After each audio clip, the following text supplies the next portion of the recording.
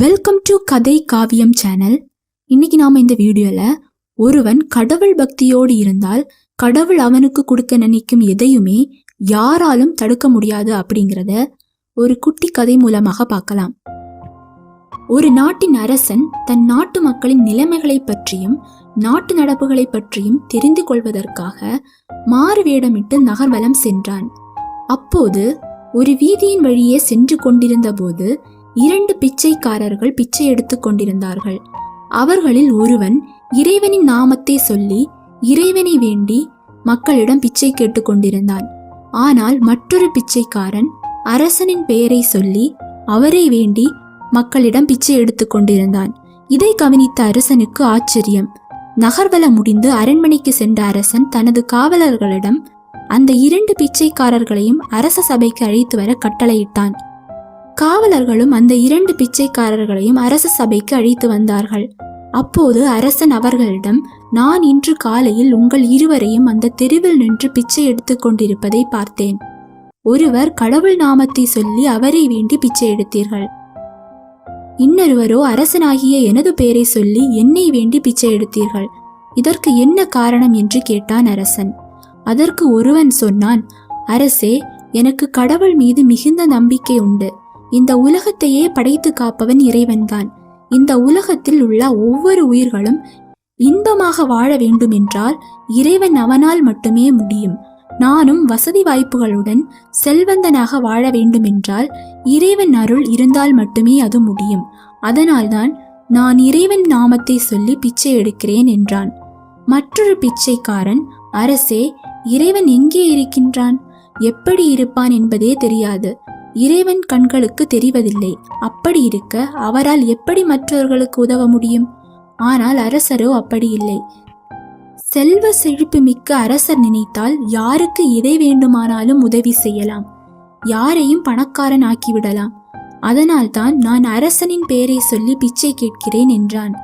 2 பிச்சைக்காரர்களின் கருத்துக்களையும் கேட்ட அரசன், சரி, நீங்கள் கிளம்பலாம் என்று அவர்களை அனுப்பி வைத்துவிட்டு அரச சபையில் அமர்ந்திருந்த தனது குருநாதரிடம், குருவே, இப்போது அந்த 2 பிச்சைக்காரர்கள் கூறிய கருத்தை கேட்டீர்கள் அல்லவா? யார் கூறியது சரியாக இருக்க முடியும் என்று சொல்லுங்கள் என்றான் அரசன். அதற்கு குருநாதர், அரசே, முதல் பிச்சைக்காரன் கூறியதுதான் சரி. இறைவன் தான் இந்த உலகத்தையும் உலகத்தில் உள்ள ஒவ்வொரு உயிர்களையும் படைத்தவன். அந்த அனைத்து உயிர்களும் ஆரோக்கியத்துடன் மகிழ்ச்சியாக வாழ வேண்டும் என்றால் அந்த இறைவனின் அருள் அவசியம். ஒருவனுக்கு இறைவன் அருளும் இறைவனின் கடைக்கண் பார்வையும் கிடைத்துவிட்டால் அவன் செல்வ செழிப்புடன் மகிழ்ச்சியாக வாழ முடியும். இறைவன் கொடுக்க நினைப்பதை யாராலும் தடுக்க முடியாது.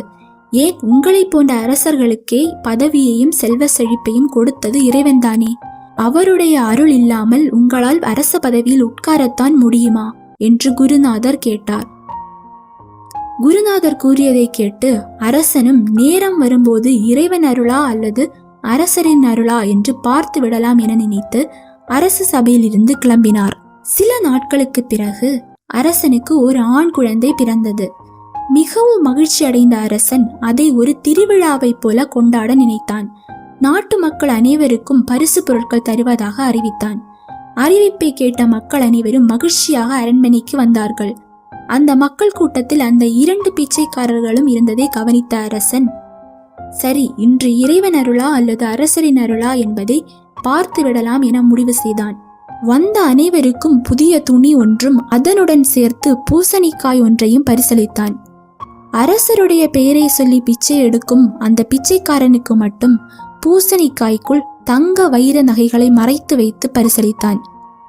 கடவுளின் நாமத்தை சொல்லி பிச்சை எடுப்பவனுக்கு மற்ற அனைவரையும் போலவே துணியையும் பூசணிக்காய் மட்டுமே பரிசளித்தான். சில நாட்கள் ஓடியது. அன்று அரசன் ராஜ வீதியில் சென்று கொண்டிருந்தான். அப்போது அரசன் பெயரை சொல்லி பிச்சை எடுப்பானே அந்த பிச்சைக்காரன் அன்றும் எப்பவும் போலவே அரசரின் பெயரை சொல்லி பிச்சை எடுத்து கொண்டிருந்தான். அதை பார்த்த அரசன் அதிர்ந்து போனான். பூசணிக்காயில் தங்க வைர நகைகளை வைத்து பரிசளித்தும் இவன் இன்னும் பிச்சை எடுத்து கொண்டிருக்கிறானே, இவனை என்ன செய்வது என்று யோசித்துக் கொண்டே அவரிடம் சென்றான் அரசன். நான் தான் உனக்கு தேவையான பரிசை அன்றே அளித்தேனே, அதற்கு பிறகும் நீ பிச்சை எடுப்பதற்கு காரணம் என்ன? அதற்கு அந்த பிச்சைக்காரன், அரசே, நீங்கள் ஒரு துணியையும் பூசணிக்காயையும் பரிசாக அளித்தீர்கள். அந்த துணி இப்போது பழசாகிவிட்டது.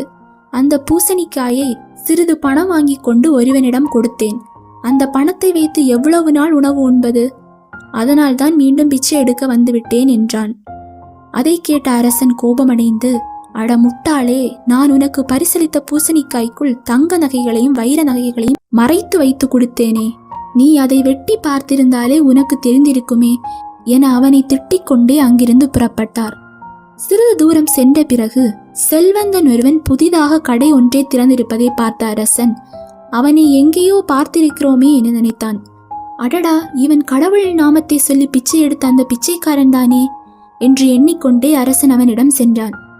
அவனிடம், ஆமாம், நீ முதலில் பிச்சைதான் எடுத்து கொண்டிருந்தாயே, பிறகு எப்படி இவ்வளவு பெரிய பணக்காரன் ஆகிவிட்டாய் என்று கேட்டான். அதற்கு அவன், அரசே, முன்பு நான் பிச்சைக்காரனாக இருந்தாலும் எனது தந்தை இறந்த தினம் வரும்போது என்னால் முடிந்த தான தர்மங்களை செய்வேன். அதே போல இறந்த தினம் வந்தது. அன்னதானம் செய்வதற்காக ஒருவனிடம் சிறிது பணம் கொடுத்து ஒரு பூசணிக்காயை வாங்கினேன். அதை சமைப்பதற்காக வெட்டிய போது அதனுள் தங்க நகைகளும் வைர நகைகளும் இருப்பதை பார்த்தேன். நான் நம்பிய இறைவன் என்னை கைவிடவில்லை. இறைவன் அருளால் இன்று நான் செல்வந்தனாகிவிட்டேன் என்றான். இதை கேட்ட ஆச்சரியமடைந்த அரசன், இறைவன் அருளா அரசன் அருளா என பார்த்து விடலாம் என்ற ஆணவத்தில் இருந்த என்னை வைத்தே இந்த பிச்சைக்காரனை பணக்காரனாக்கிவிட்டார் இறைவன் என்று எண்ணி தனது தவறை உணர்ந்து வருந்தினான். இந்த கதையில் வரும் அரசனைப் போலவே சிலர், நான் தான் அவர்களை காப்பாற்றினேன், நான் தான் இவர்களுக்கு உதவி செய்கிறேன், என்னால் மட்டுமே அவர்களை காப்பாற்ற முடியும், என் உதவி இல்லாமல் அவர்களால் ஒன்றும் செய்ய முடியாது, அனைத்திற்கும் நான் தான் என்று பெருமைப்பட்டு கர்வம் கொள்கிறார்கள். ஆனால் அவர்களை பிறருக்கு உதவி செய்யும் அளவிற்கு வசதி வாய்ப்புகளையும் உடல் ஆரோக்கியத்தையும் கொடுத்தது இறைவன்தான் என்பதை ஏனோ மறந்து விடுகிறார்கள்.